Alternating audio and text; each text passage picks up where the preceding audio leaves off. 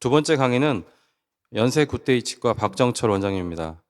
그래서 지금 강의하시는 두 분이 항상 힘들어 하십니다. 그래서 세트로 다니거나, 대신 서로 없을 때는 대신 가주기도 한다는 소문도 있긴 합니다. 네. 박정철 원장님 소개해드리면 연세대학교 치과대학을 졸업하시고, 그리고 동대학 치주과 수련 받으셨고요. 전 단국대학교 치과대학 치주과 교수를 역임하셨습니다. 좋은 강의 큰 박수로 환영해 주시기 바랍니다. 네, 감사합니다. 네, 방금 소개받은 박정철입니다.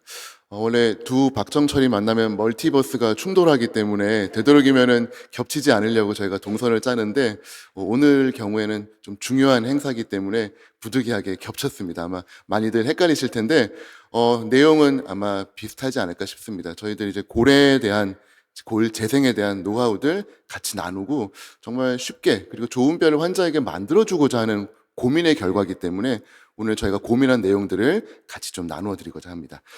저의 테마 제목은 이제 골 증대의 시작이 되는 IGBR이라고 하는 이름이고요. 좀 손쉽게 뼈를 만들 수 있는 그 방법에 대해서 같이 이야기를 나누고자 합니다. 제가 주기율표를 되게 좋아해서 이제 GBR, 뼈를 만드는 주기율표를 지금 만들고 있습니다. 그래서 뼈를 만들 때 중요한 요소들을 한번 쭉 정리해보고 이런 요소들을 잘 만들면은 좋은 뼈를 언제 어디서나 쉽게 만들 수 있겠다라고 생각을 했는데 이 중에 이제 3족 중요한 요소들이 어떤 뼈를 쓰는가인데 이제 아까 박정철 원장님께서 말씀하신 자가골, 그리고 동종골, 합성골, 그리고 이종골 이렇게 네 가지가 저희가 사용하고 있는 뼈의 네 가지 종류가 있습니다.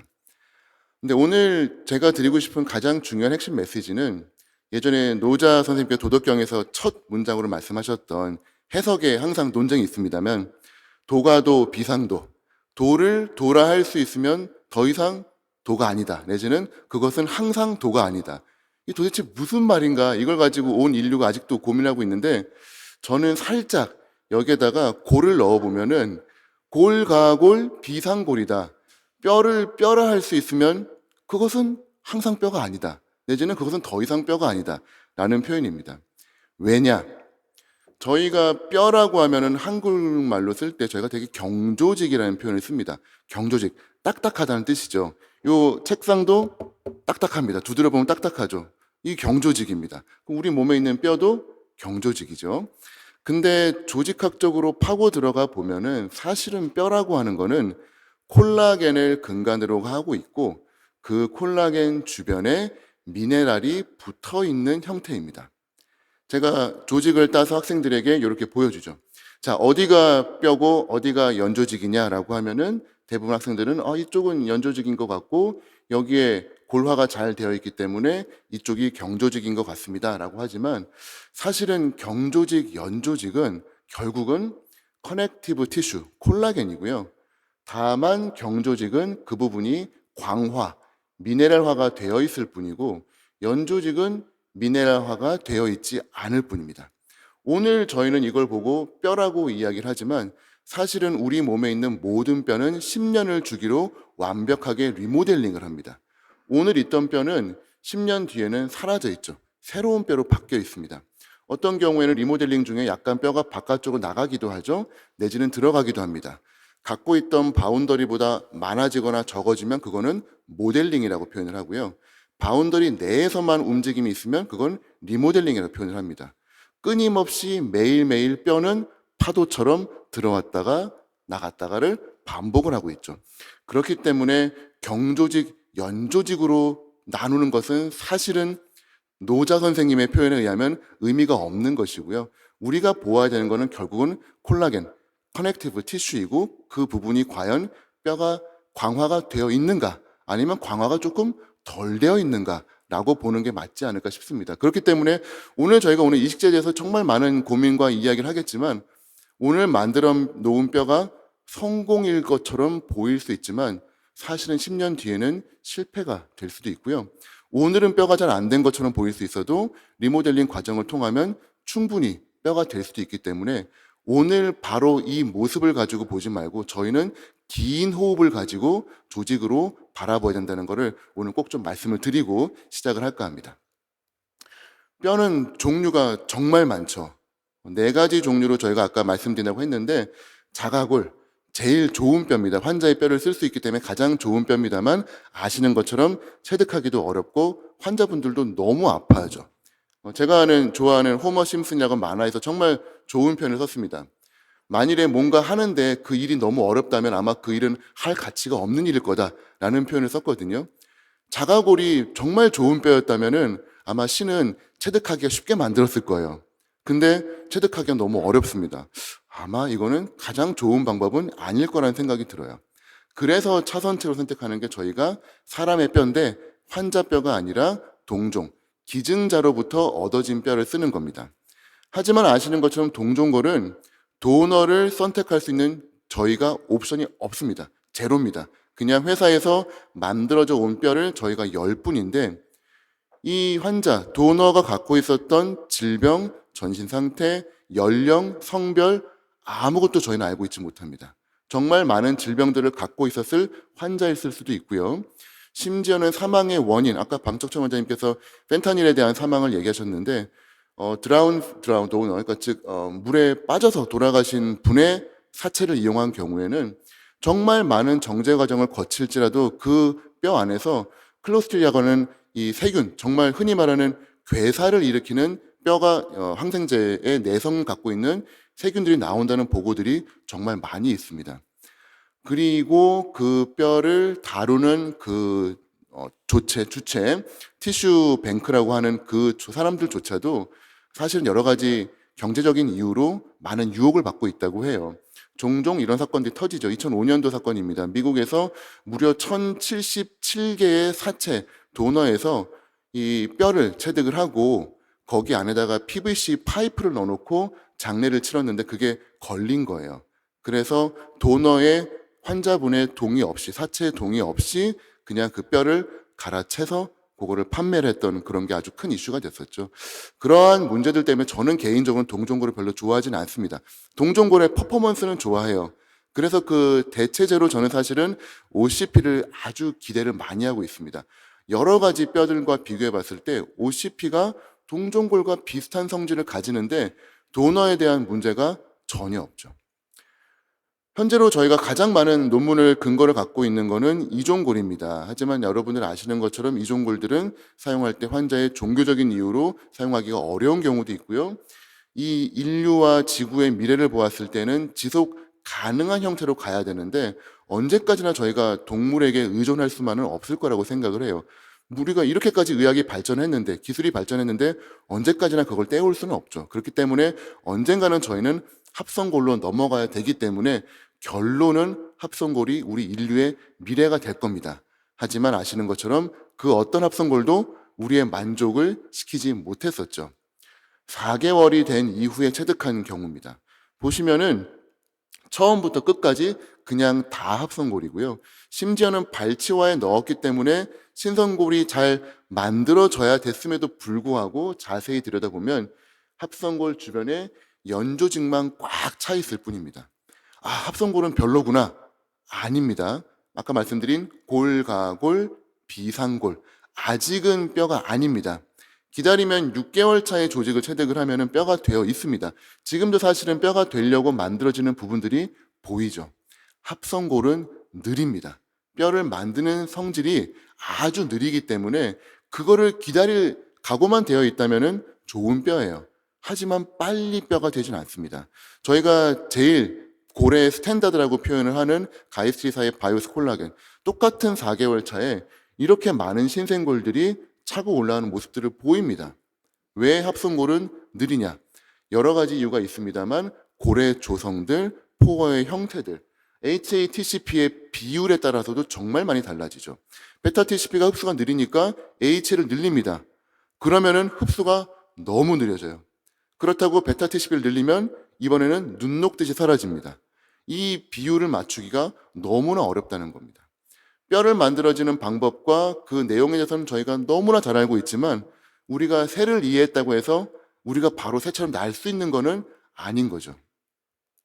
그래서 합성골은 어렵구나라고 생각하던 차에 예전에 저희 어릴 때 봤던 부시맨이라는 영화 혹시 기억나시나요? 아, 이거 정말 기억의 저장소에서 꺼낸 영화입니다. 어느 날 하늘에서 콜라병이 뚝 떨어졌어요. 이 부시맨이 거기다가 절두하고 뭐 여러 가지 활용법을 찾기 위해서 만들어지는 영화죠. 저의 생각으로는 저희 치과 의사들의 손에 이 OCP라고 하는 재료가 뚝 떨어진 것 같습니다. 회사에서도 사실은 어떻게 써야 되는지 알려주지 못합니다. 왜냐하면은 임상가가 아니기 때문에 이 뚝 떨어진 콜라병과 같은 이 존재를 저희가 어떻게 써야 되는지에 최적화된 레시피를 만들어야 될 것 같고요. 여기 오신 많은 선생님들과 함께 저희가 헤쳐나가야 될 그런 미션이라고 생각을 합니다. 우리 박정철 원장님께서 워낙 너무 내용을 잘 정리해 주셨기 때문에 OCP에 대한 성분 그리고 그 어떤 형질 그리고 그 특성들은 자세하게 설명이 됐을 거라고 생각을 하고 오늘 나누어 드린 브로셔에도 저도 간단하게 OCP에 대해서 내용을 설명을 해 두었으니까 참고하시면 좋을 것 같고 OCP의 성질에 대해서 한마디만 말씀을 드리면은 저희가 본 그래프트를 원래 이제 골 대체제, 본 서브스티튜트라고 표현을 썼습니다. 뼈가 없으니까 뼈를 대체하기 위해서 이식을 해주는 거였는데 사실은 대체가 안 됐었죠. 기존의 뼈들은 대체는 안 되고 그냥 자갈처럼 박혀 있는 경우들이 많았습니다. 근데 저는 OCP야말로 본 서브스티튜트, 골을 대체할 수 있는 재료라고 생각을 하고요. 사실은 그 과정 중에 본 엑셀러레이터, 뼈 재생을 촉진할 수 있는 능력을 갖고 있다라고 생각을 해요. 그래서 기억해 주십시오. 우리 자동차에 기름 넣으실 때 자동차의 성능을 위해서 뭔가 하나 넣어 주시죠. 불스 원샷이라고 하는데 이식할 때 저는 본스 원샷이라고 생각을 해서 OCP를 추가했을 경우에 본 부스트, 재생의 속도를 빨리 하고 재생의 효과를 올릴 수 있는 그러한 성질이 되지 않을까라고 생각을 합니다. 물론 처음 써보는 콜라병과 같은 재료이기 때문에 조심스럽게 접근을 해야 돼요. 아마 오늘 본트리를 구입을 해가지고 임상에 가서 딱 써봤을 때 가장 많이 느끼시는 게 야, 이건 포어가 하나도 없네. 이거 기존에 쓰던 뼈랑 너무 다른데? 라는 느낌을 받으실 거예요. 다만 젖음성은 정말 탁월합니다. 반면에 젖음성이 너무 탁월하다 보니까 둥둥 떠다니기 시작을 해요. 이식을 했는데 피 때문에 떠다니기 시작을 합니다. 조작이 좀 어려우실 수 있어요. 낯선 이식제입니다. 그러다 보니 멤브레인을 잘 덮지 못하거나 수처를 타이트하게 하지 않는 경우에 입자가 이탈을 해서 운드 밖으로 빠져나오는 모습을 많이 보시게 될 겁니다. 그래서 저는 사실 겁이 많은 사람이라서 당장 이 OCP만 단독으로 사용하기보다는 믹스를 이용을 해서 기존에 저희가 알고 있는 뼈와 섞어가지고 조심스럽게 평가를 했습니다. 최근에는 물론 단독으로 사용을 하고 있습니다만 케이스를 통해 가지고 한번 보여드리겠습니다. 컨벤셔널한 GBR을 한번 사용을 해봤습니다. 사각 전치부에 발직을 시행을 하고 GBR을 헤비하게 진행을 해드렸던 케이스예요. 13, 11 부위에 본트리를 잔뜩 적용을 했던 케이스입니다. 연세가 많으신 환자분이셨는데 뼈가 워낙 부족했었기 때문에 아주 많은 양의 GBR이 필요했던 그런 케이스입니다. 하지만 임플란트를 어떻게든 좀 심어드리려고 해서 고정을 좀 확보를 했죠. 멤브레인을 저희가 리지드한 멤브레인을 써야 이 OCP의 경우에는 이탈을 하지 않기 때문에 리지드한 멤브레인을 쓸 거예요. 그래서 이 사브라고 하는 제품으로 임플란트에 연결을 하고요. 이 멤브레인은 아주 링킹이 많이 돼 있는 크로스 링킹이 많이 돼 있는 뻣뻣한 재료입니다. CG 가이드라고 하는 제품이고요. 여기에 멤브레인 펀치로 구멍을 뚫으면은 아까 보여드린 그 사브에 딱 맞아 들어갑니다. 아주 멤브레인을 견고하게 고정을 할 수 있죠. 타이타늄 메쉬 물론 좋습니다만 2차 수술에서 제거해야 되는 번거로움이 있잖아요. 근데 이 사브는 나중에 2차 수술 없이 사브만 제거하면 되기 때문에 메쉬만큼은 아니겠지만 메쉬의 비등비등한 고정성을 얻을 수가 있습니다. 아주 제가 애용하고 있는 제품이고요. 보시면은 이 OCP는 단독으로 사용한 건 아니고 초창기였기 때문에 저희가 알고 있는 그 인트오스라고 하는 이 소뼈를 이용을 해가지고 믹스를 했습니다. 그래서 만에 하나 OCP가 안 되더라도 인트오스의 효과는 좀 볼 수 있기 때문에 믹스해가지고 초반에 사용을 했었죠. 지금 사용하고 있는 뼈는 젖어 있습니다. 나중에 말씀드리겠지만 PDRN이라고 하는 연어주사에 저는 모든 뼈를 100% 소킹을 하고 있습니다. 가격대가 저렴하기 때문에 전혀 부담 없이 사용할 수 있는데 결과는 매우 좋기 때문에 한번 참고해 보시면 좋을 것 같고요. 자, 주목하셔야 될 게 11번 부위, 사브가 연결되어 있는 임플란트 부분에 OCP와 인터오스가 섞여 있는 이 뼈를 잔뜩 넣고 있습니다. 보시는 것처럼 입술 바깥으로, 잇몸 바깥으로 뼈가 많이 흩어지죠. OCP의 특징입니다. 사용해 보시면은 이건 너무 많이 도망가는데 라는 느낌이 많이 드실 거예요. 그래서 최근에 저는 바이알에 넣어서 사용하는 것보다는 시린지에 있는 거를 그냥 바로 주입하는 거를 매우 즐겨 사용하고 있습니다. 나중에 케이스 보여드릴 거예요. 어쨌건 초창기였기 때문에 이렇게 해서 적용을 했었고요. 이쪽 부분에는 콜라겐으로 이제 피지컬하게 아주 미니멀하게만 링킹이 되어 있는 흡수성 멤브레인으로 덮어주고 마무리했습니다. 젖음성이 아주 빠르게 착 달라붙는 모습을 보실 수가 있죠. 이렇게 해서 수처를 진행을 하게 됩니다.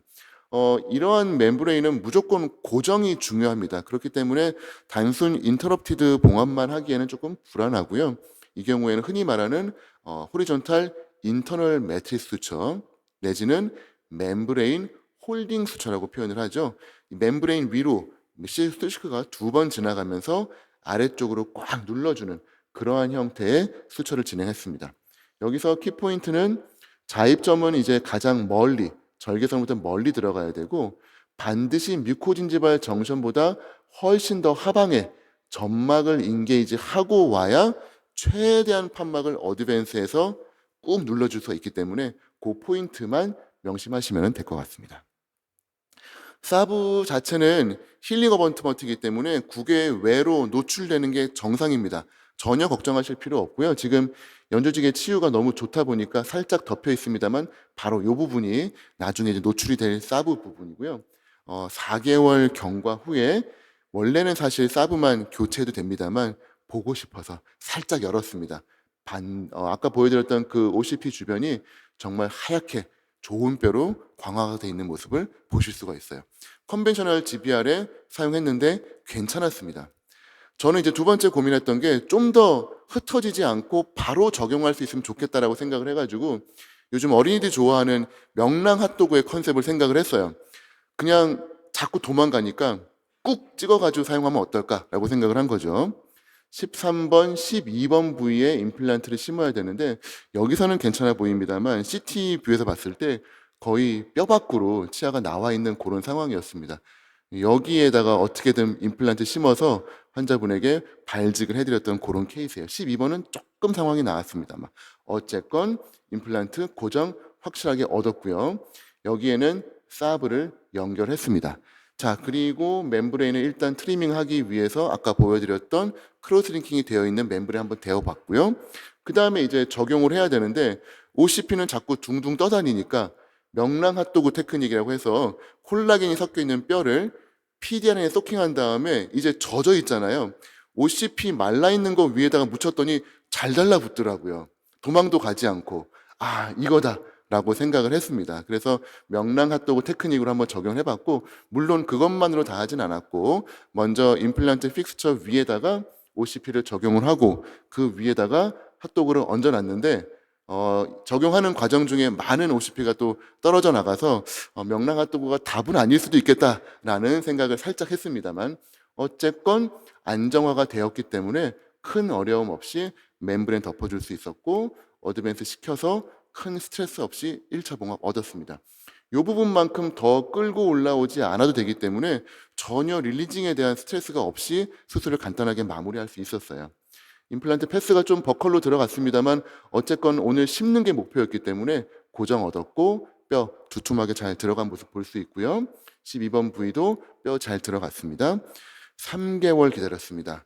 저는 오래 이제 기다리지 않습니다. 원래 저희가 4개월 정도를 많이 기다리는데 PDRN을 사용을 하고 있고요. 불스 원샷은 아니지만 본스 원샷을 써가지고 OCP를 넣었기 때문에 3개월 만에 충분히 로딩이 가능했었습니다. 그래서 어려움 없이 파이널 딜리버리하고 마무리가 끝났죠.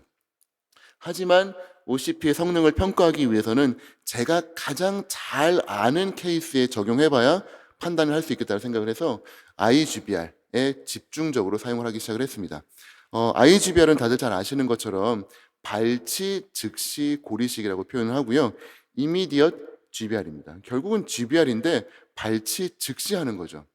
다들 아시는 것처럼 I를 앞에다가 붙이면은 일단 갑자기 되게 멋있어 보입니다. 아이폰, 아이패드 뭐 이런 것처럼 환자분들도 오늘 iGBR 해드립니다 하면 왠지 멋있는 거겠구나라는 생각을 하시죠.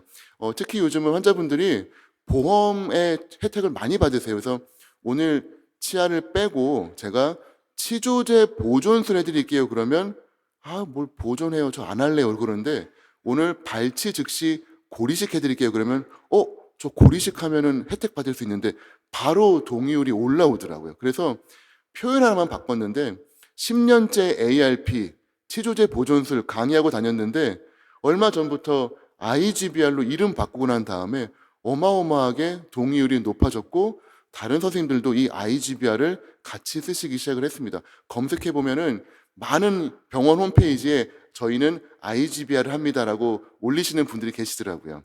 얼마 전에 책도 등장을 했습니다.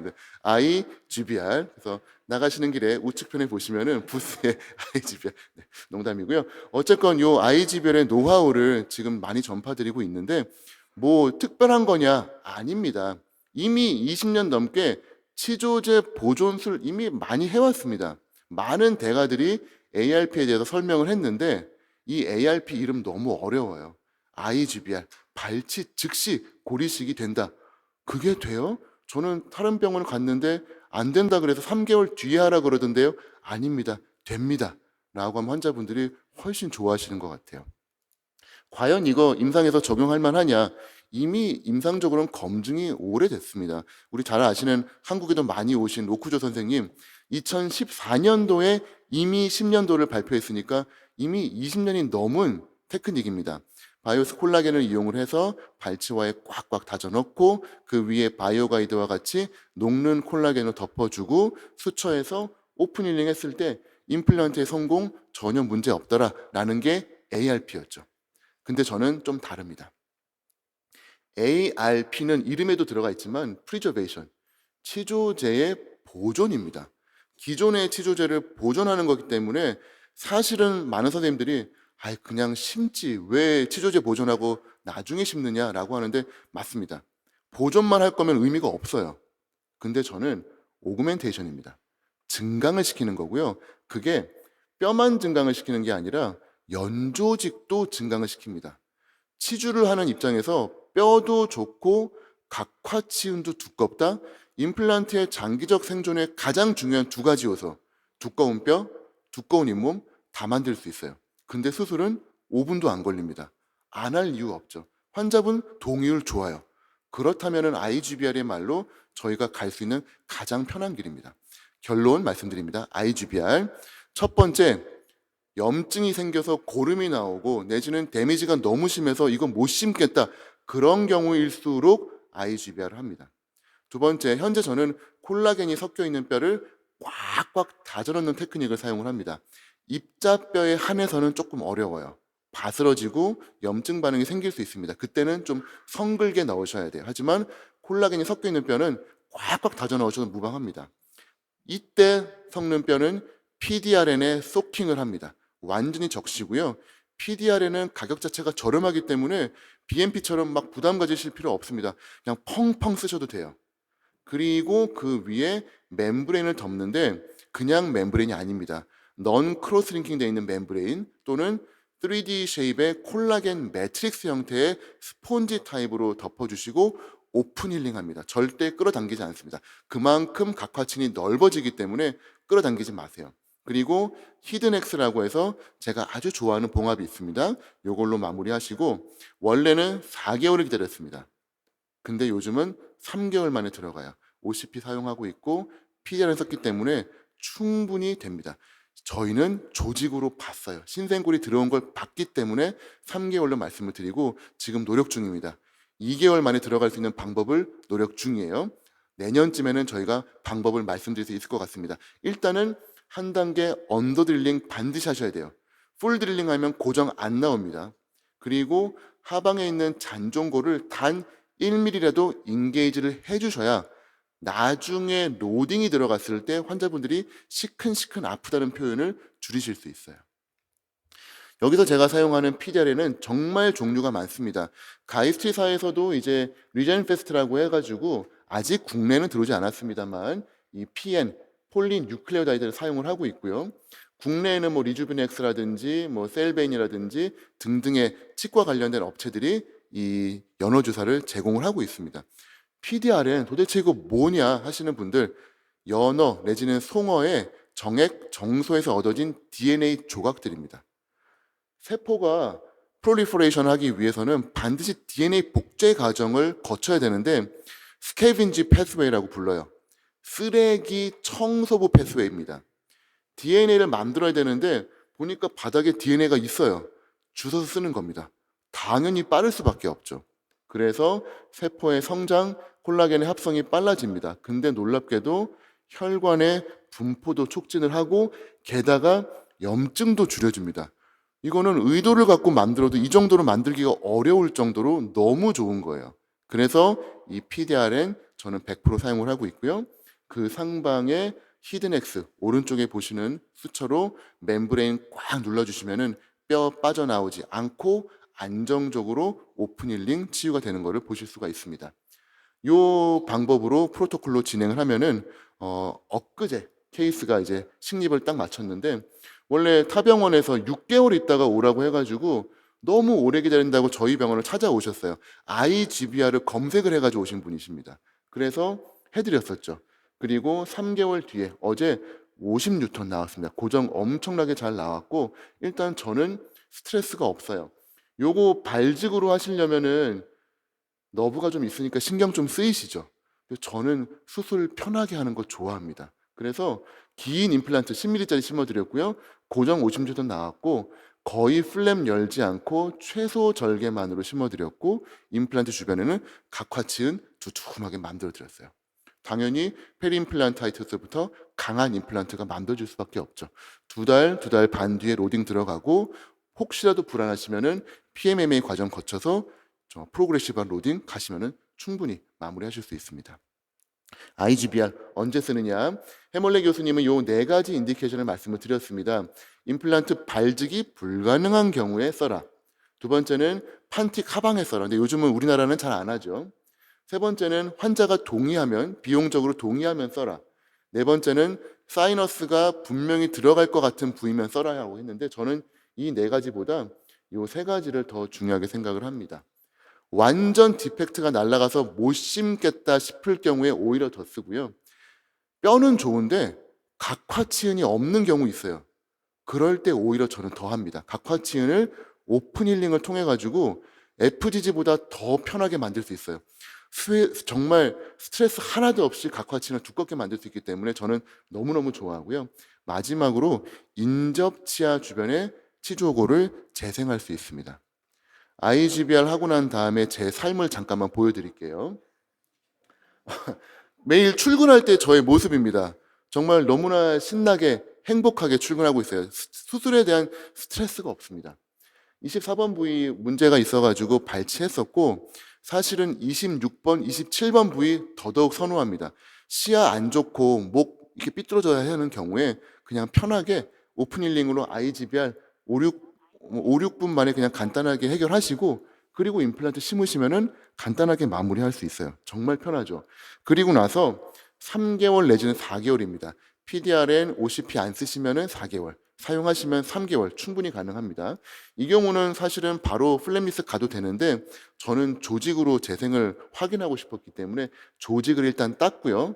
그 다음에 이제 임플란트 직경에 맞게 추가적으로 인시전 해가지고 각화치은을 제거를 하고 있습니다.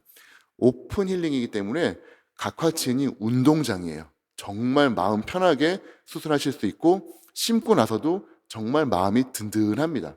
보시면은 본 레벨 딱 보이시죠?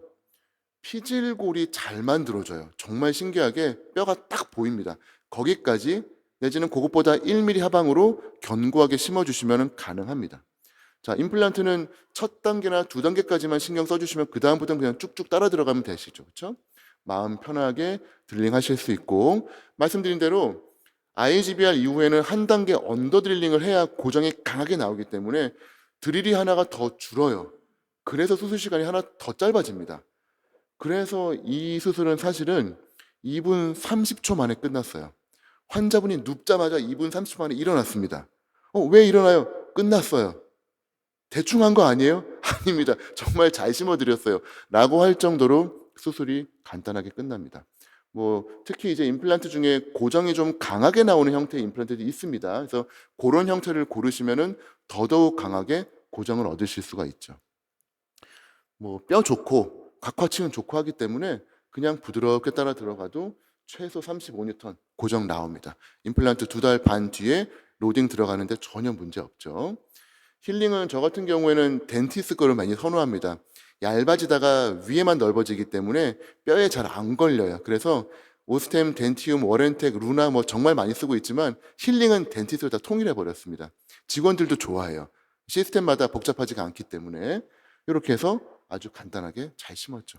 요게 저의 요즘 일상 모습입니다. IGBR 이후에 정말 편하게 잘 살고 있습니다. IGBR 중에서도 수직적으로 뼈를 올리는 경우에 저는 IGBR V라고 표현합니다. 환자분께서 치아를 빼기 위해서 오셨는데 보시면 발즉 불가능하죠. 데미지 디펙트이기 때문에 나중에 기다렸다가 분명히 GBR 어려울 거예요. 빼시고 염증 긁어내고 뼈 꽉꽉 채워 넣습니다. 채워 넣었지만 많이 안 들어간 것처럼 보이실 거예요. 밀도가 좀 낮으니까요. 하지만 3개월, 4개월 뒤에 식립하면서 천천히 기다리시면은 신기하게도 오픈 힐링을 하기 때문에 상부에 뼈가 자라 올라간 것처럼 보입니다. 연조직에 조금 뼈가 박혀 있는 것 같아요. 제 생각에는. 그러면서 걔가 시간이 지나면서 점차 광화가 되고 그게 임플란트 위에 뼈가 차가 올라간 것처럼 보이는 것 같습니다. 5년 팔로우업이고요. 저는 엔도리전으로 시스트 온 경우 더더욱 좋아합니다. 뭐 대학병원 가야 돼요라고 해서 했던 환자를 제가 케어를 하는 거예요. 빼시고 깨끗하게 싹 긁어내시고 뼈 꽉꽉 다져 넣습니다. 물론 이제 캐널이랑 가까우면 너무 다지시면 안 되겠죠. 어쨌건 뼈 왕창 넣어줍니다. 옛날 같았으면 뭐 메쉬 쓰고 블락본 쓰고 했을 케이스인데 정말 간단하게 끝났어요. 물론 이 경우에는 PDR을 쓰지 않았기 때문에 4개월을 기다렸었고 임플란트도 3개월을 기다렸습니다. 조금 안전하게 가긴 했습니다만 어렵지 않게 진행했습니다. 타 병원에서 5, 6, 7 빼야 된다고 해가지고 오셨어요. 살리고 싶다고. 5번, 7번은 좀 어렵죠. 하지만 6번은 저는 이거 해보자고 합니다. IGBR만큼 인접치아의 뼈를 수직적으로 잘 올릴 수 있는 경우가 거의 없습니다. 엠도게인 써도 안 돼요. 근데 IGBR로 올리면은 저는 요거 자신 있습니다. 뼈 올릴 수 있다라고 말씀드려요. 안 되면은 그때 빼면 되니까 일단 해보자라고 해서 뺍니다. 그리고 물론 루트 플레이닝 깨끗하게 해야죠. 그리고 IGBR 진행합니다. 최대한 뼈를 위로 많이 올려요. 그리고 콜라겐 그래프트로 덮어주시고 히든엑스 마무리하면은 3개월 뒤입니다. 저는 로딩을 임플란트 식립을 3개월 만에 하고 있어요. 3개월 뒤에 큰 어려움 없이 최소 절개만으로 임플란트 심었고 보시면 아까 말씀드린 대로 임플란트 위로 뼈가 차고 올라가는 양상이 보입니다. 신기해요. 어쨌건 이 치아 살렸죠. 환자분 입장에서는 정말 너무너무 좋아하시는 아주 손쉬운 케이스였습니다. 수술이 너무 간단했기 때문에 정말 좋아하시더라고요. 이 경우도 마찬가지입니다. 뼈가 정말 많이 녹았고 수직적으로 심해요. 기다렸다가 저거 임플란트 심을 때 GBR 하시려면 쉽지 않습니다. 저는 이럴 때일수록 IGBR 권해드려요. 발치 즉시 뼈 이식 해보시죠. 발치하고 싹 긁어내고 뼈 채워 넣습니다. 각화치은이 특히 많지가 않고 점막이 밀고 들어왔던 케이스인데 기다려주시면 요거 다 각화치은 됩니다. 살짝 협측으로 각화치은 밀어주시면은 두툼하게 각화치은 만들 수 있고 임플란트 튼튼하게 좋은 위치에 길고 두꺼운 걸로 2분 30초 만에 심을 수가 있죠. 수술이 다 깨작깨작 쉬워져요. 수직적으로 이런 거 어려운 케이스, 와, 이거 어떻게 하죠? 이거 빼고 난 다음에 쉽지 않을 거예요. 그럴 때일수록 저는 해보자고 합니다. 오늘 발치 즉시 고리식 한번 해보시죠. 자, 뺍니다. 판막을 열어서 싹 긁어냈고요. 뼈, 여기는 콜라겐이 섞여 있는 뼈입니다. 가득 다져 넣고 그리고 콜라겐 3D 매트릭스를 덮어주시고 히든엑스로 마무리했어요. 이 경우에는 4개월 기다렸습니다. 아무래도 디펙트가 좀 컸기 때문에 4개월 뒤에 PK 플랩이라고 하는 파필라를 만들어주는 절개해서 판막 열어보니까 뼈 잘 되어 있죠. 와, 좋은 뼈다. 아닙니다. 골과 골, 비상골. 뼈인 것처럼 보이지만 절대 확신할 수는 없어요. 그렇기 때문에 한 단계 언더 드릴링하고 살짝 깊이 임플란트 심었습니다. 그리고 조심스럽게 로딩해가지고 마무리됐죠. 나중에 이제 연조직 파필라가 조금 차 올라오기를 기대하고 있는 그런 상황입니다. 이 외에도 이런 IGBR 케이스는 정말 많습니다. 치주적으로 디펙트가 심할 때일수록 저는 IGBR 적극적으로 권장해드리고 수술 정말 손쉽게, 그리고 이제는 보존이 아니라 증강입니다. 뼈 밖으로, 뼈 위로 뼈를 다져넣기 시작을 했어요. 이렇게 올려놓으면 빠지지 않을까 싶지만 요령이 점점 생기고 있습니다. 그래서 사실 자세히 보시면은 뼈가 수직적으로 더 올라온 걸 보실 수가 있어요. 그리고 그 레벨에 맞춰서 임플란트 심어주시면은 충분히 손쉽게 길고 튼튼한 임플란트, 그리고 좋은 패스로 정확한 위치에 심어주실 수 있죠. 이 동일한 환자분 14번 부위에 시스트로 큰 디펙트 있습니다. 역시 대학병원 리퍼 안 하고 3개월 기다리고 안 합니다. 바로 IGBR 제가 진행해드리고 있죠. IGBR S, 사이너스를 예방할 수 있는 IGBR입니다. 발치하고 나면 분명히 이건 사이너스 해야 돼요. 100% 해야 됩니다. 그래서 타병원에서 사이너스하고 6개월 뒤에 와야 된다라고 해서 너무 길 것 같아가지고 저희 병원을 찾아오셨어요. 발치하고 안에 있는 부분 염증 싹 긁어내고 그 다음에 동일한 방법으로 IGBR 진행해드렸고, 이 경우에는 PDRN 사용하지 않았기 때문에 4개월을 기다렸었습니다만 4개월 뒤에 보시면은 골화 잘 되어 있습니다. 물론 앞쪽으로 좀 더 사이너스 해도 됩니다만 그냥 있는 뼈에다가 잘 심으셔도 되죠. 이 경우에는 뼈 좋고 각화층 좋기 때문에 굳이 판막 열 이유 없습니다. 플랩리스로 임플란트 잘 심어드렸고, 명심하십시오. 한 단계 언더 드릴링해서 반드시 고정 확보하셔야 돼요. CT상에서 보면 임플란트 주변에 뼈 잘 둘러싸인 거 보이시죠? 그리고 2달 반 뒤에 프로그레시브 로딩 시작했습니다. 이 경우에는. 그리고 2달 더 기다린 다음에 파이널로 넘어갔죠. 임플란트 주변 위로 뼈가 자라 올라온 것처럼 보이고요. 임플란트 주변에 뼈 잘 덮여 있습니다. 환자분 입장에서는 어려운 수술 안 하고 간단하게 잘 끝났습니다. 최근에는 이제 본트리를 이용을 해가지고 IGBR을 사용을 하고 있습니다. 이 경우에 47번 발치하고 물론 발즉도 할 수 있었습니다만 각화치은을 좀 더 보존해 드리고 싶어서 이 경우에는 IGBR 진행했고, 단독으로 쓰지 않고 이 뼈가 자꾸 둥둥 빠져나오기 때문에 상방에다가 레고 그래프트라고 하는 걸로 콜라겐 뼈로 뚜껑을 막아드렸어요. 그리고 콜라겐 그래프트로 덮어드린 케이스입니다. 자, 3개월 뒤의 모습이고요. 임플란트 역시 어렵지 않게 좋은 위치에 손쉽게 심어드렸고, 이때 조직 체득했습니다. 이 경우에 3개월 뒤에 조직을 많이 경험해 보신 분들은 아시겠지만 피질골이 막혀 있는 경우는 거의 불가능합니다. 그 어떤 뼈를 쓰더라도 3개월 만에 이 발치와 상부가 막혀 있는 경우는 없어요. 오히려 연조직에 박혀 있는 레고 그래프트는 살에 꽂혀 있지만 그 하방에 OCP 입자가 보이는데 OCP 주변은 이미 피질골화가 되어 있는 모습을 보시게 됩니다. OCP의 좀 특징이에요.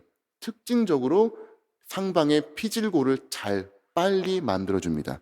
그리고 OCP 주변을 자세히 보시면은 그 어떤 뼈들에도 볼 수 없는 모습인데요. 뼈가 3개월이기 때문에 더 많이 생기진 않습니다만 그 어떤 OCP도 홀로 있지 않고 아주 얇은 신생골로 둘러싸여 있는 모습을 봅니다.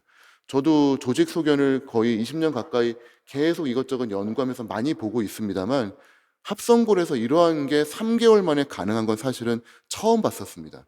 그렇기 때문에 아주 많은 기대를 하고 있는 거고, 다만 임상적으로 어떻게 우리가 써야 되는지는 조금 더 고민을 해야 되는 부분입니다. 조금 더 용기가 생기긴 했죠. 그래서 디펙트가 큰 경우에 사용을 합니다. 물론 이때도 역시 상부는 레고 그래프트로 막아서 OCP가 빠져나오지 않도록 믹스를 했습니다.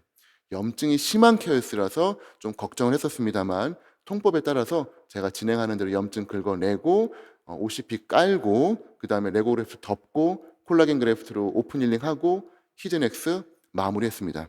딱 열흘 뒤에 오셨는데 치유가 정말 빨랐어요. 재료 빠져나오지 않았고 콜라겐 상으로 상피화가 정말 빨리 일어났습니다. 그리고 중요한 것, 제가 위쪽으로 뼈를 가득 채웠는데 뼈가 됐습니다. 요게 상부로 뼈가 올라오는 오그멘테이션이 여전히 적용이 가능했고요. 임플란트 큰 어려움 없이 심을 수 있었습니다. 3개월 차에 심은 조직이고요. 상부의 레고그래프트 같은 경우는 아직까지는 신생골이 보이지 않습니다만 제가 바닥에 넣어두었던 OCP 쪽으로는 OCP 주변에 신생골, 이 빨간 게 전부 다 신생골인데요. 정말 많이 생겨 있습니다. 근데 아까만큼 OCP가 안 보이네요. 그래서 OCP입니다. OCP는 녹는 것 같아요. 합성골이지만 빨리 녹고 주변에 신생골이 올 수 있도록 도와주고 자기는 자리를 비켜줍니다. 그 어떤 합성골에서도 볼 수 없었던 모습이라서 이 OCP에 대한 기대가 정말 많습니다. 최근에는 OCP만 사용하기 시작했습니다. 오늘 이 영상을 보고 마지막으로 강의를 마무리하도록 하겠습니다.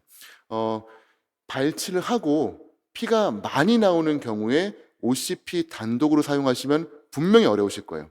피가 나오면서 OCP를 다 토해냅니다. 그래서 한 병 깠는데 절반도 못 들어가는 경우가 많아요. 어씨가 막 다 빨아버립니다. 그렇기 때문에 꼭 지혈을 하셔야 돼요. 지혈하시고 피 멈춘 거 보고 들어가시거나 아니면은 저처럼 곧 보여드리겠지만 OCP 중에서도 바이얼이 있습니다만 시린지 타입이 있어요. 사이너스용으로 개발된 거지만 저는 그냥 발치와 내로, 디펙트 내로 바로 그냥 쏠 수 있도록 시린지 타입을 선호하고 있습니다. 자, 지금 지혈하는 모습이죠. 지혈시켜 놓고 그 다음에 뼈를 준비합니다. OCP 안에다가 지금 제가 PDRN을 넣어놨어요. 그래서 지금 이 안에 들어간 물이 아니라 PDRN입니다. 소킹 해놓고 그 다음에 쭉 짜는 거죠. 그러면 어씨가 저기다가 나오는 액체만 쭉 빨아 넣어주면은 정말 손쉽게 그리고 로스는 최소화하면서 OCP를 적용할 수가 있습니다. 그럼에도 불구하고 저렇게 한두 알 정도 빠져나오는 모습을 보시게 될 거예요. 그래서 바로 콜라겐 매트릭스 이용을 해가지고 덮어주시고 그 다음에 수처하시면 됩니다. 이때 제가 추천드리는 실크는 뭐 특정 회사를 홍보하는 건 아니지만 수프라미드라고 하는 실크를 쓰시면은 이게 똑같은 나일론인데 끈적끈적해요. 그래서 살을 꽉 잡아주고 멤브레인을 좀 더 홀드를 잘 해줍니다. 물론 고수분들은 어떤 나일론 써도 전혀 문제가 없습니다만 초심자들은 나일론 미끈미끈하면서 재료가 많이 도망 나오거든요. 그래서 좀 끈적끈적한 수프라미드 사용하시면은 의외로 지금 보시는 것처럼 지혈이 빨리 됩니다. 그래서 혹시 기회가 되신다면은 요 실크 한번 사용해 보시면 어떨까 싶어요. 저렇게 하고 있습니다. 마지막 4가지 우려사항 내지는 저희가 해결해야 될 4가지죠. 첫 번째, OCP는 포어가 없습니다. 그렇기 때문에 분명 신생골을 만들 수 있는 더 능력이 있을 거라고 기대가 돼요. 향후 회사에서 만들어 주시겠죠. 그거를 좀 기대를 하고 있습니다. 두 번째, OCP는 말씀드린 대로 뼈 만들어주고 자긴 빠집니다. 그렇기 때문에 이 볼륨이 어떻게 될지 잘 모르겠어요. 리모델링은 잘 되지만 모델링은 이겨낼 수 있는 힘이 어떨지 잘 모르겠습니다. 롱텀 데이터가 반드시 필요하고요. 당연히 안정성, 그 어떤 뼈도 환자의 몸에서 10년, 20년 뒤에 어떤 리액션을 보일지 모릅니다. 그렇기 때문에 겸손한 마음으로 저희는 안정성을 계속 조심스럽게 관찰을 해야 되고요.